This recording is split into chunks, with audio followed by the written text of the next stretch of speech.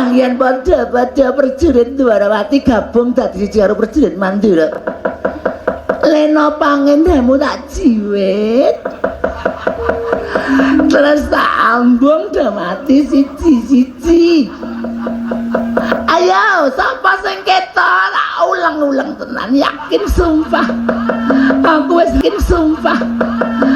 wis haus tenan iki. Sapa sing ketok ajir kumar-kumar dening tangane Sukini.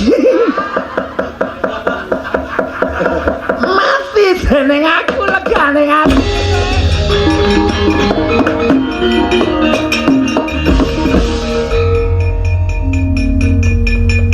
Sopo iki? Aseme bagus banget ya. Sopo iki? Brengose ya ampun nggon aku kalah kenthel. Ketel kok kenthel. Heeh, ketel. Sapa Mas? Setyaki.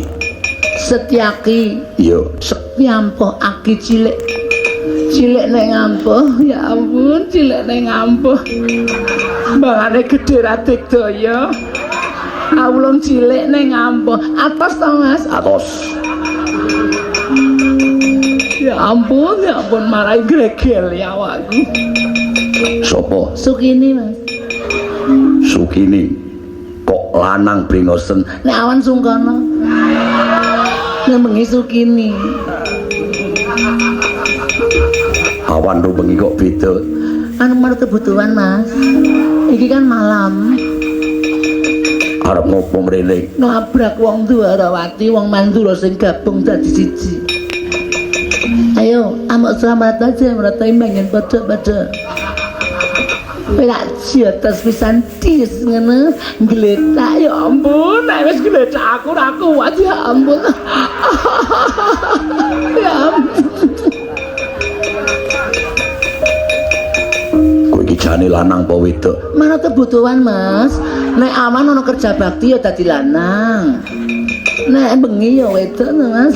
Ya perang yuk. Ayo. Kaya apa aku sing tekaning pati? Lho, perang kok nganti mati ya aja lah, Mas. Perang nganti lemes wae cuma. Suwe-suwe kok ngilani. Masa aku gilani to, Mas? Mas. Mas Setyaki ya ampun ganteng banget, cilikne ganteng ya ampun. Ya Mas ya perang ya. Ayo to, wis setengah loro masa ora ana sing perang karo aku ya. Tak korting wis Mas ya. Ayo Mas. Gilani. Ya ampun, Mas Setyaki iki lho wis nyang-nyangan kok ditinggal. Ayo to Mas, wis sore mau ana sing marani Mas. Ampun nganggur. Tak pepe nang aspal dadi kemripik. Gregeten aku. Sapa sing entuk ya? Sapa iki? Piye ya? Apa kurang apik to ya? Aku gak wis andang-andang lunga ya ampun ra tau ngerti banci deh. Lho durung-durung kok ketawa Mas e. Sapa Mas? Pragoto. Wis apa? Brengosen kok bengesan.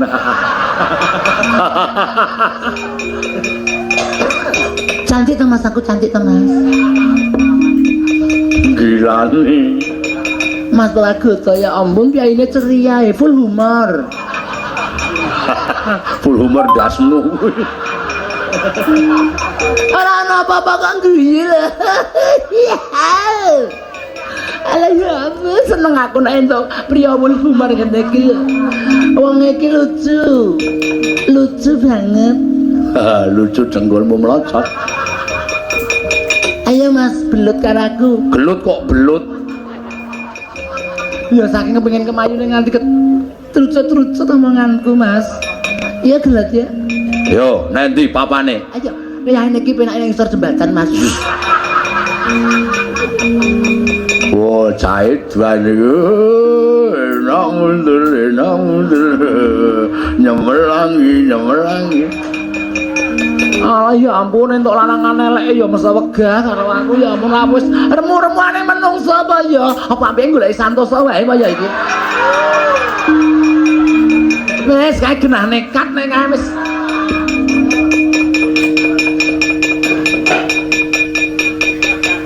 Sopo iki? Sopo? Aku Mas. Waduh apure Mas. Aku kan ngundang sampean kudu Mas, wong sampean lanang. Lho, kowe iki lanang apa wedok? Ya manut kebutuhan to Mas. Manut kebutuhan. Sopo kowe? Sukini. Sukini. Iya. Ngono iso ngendi? Iso ono wae cara apik ngono lho. Anggap aku kepenceng karo dapurmu piye? Oh, ya ampun galak banget iki ya. Tapi aku suka. Aku suka pria yang galak-galak. Pasti membikin aduh hai. Bareng apa kowe? Nerajang papisa negara Indrawati, negara Mandra sing gabung dadi siji. Kowe ngerti aku sapa? Sama sapa Mas? Nata Mandra Prabu Baladewa. Nata Mandra Prabu Baladewa. Ya ampun, Mas Bolot. Baladewa, bolot dasmu kuwi. Oh kasar banget itu omongan. Ya ampun.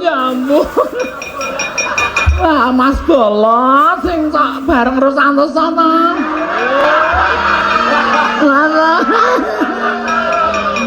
Mulane kok dedek piajeke padha, kaya kembar. Ming sik Mas Bolot kira terbuset ning Santosana to ireng, kan kembar, pakartine kembar sak sore jelamaan. Iblis ana panut paning cacarat minggat ora kowe? Minggat ora kowe? Kowe bebeto karo Nata Mandra Prabu Baladewa. Aku ki ratu aja to kuwi.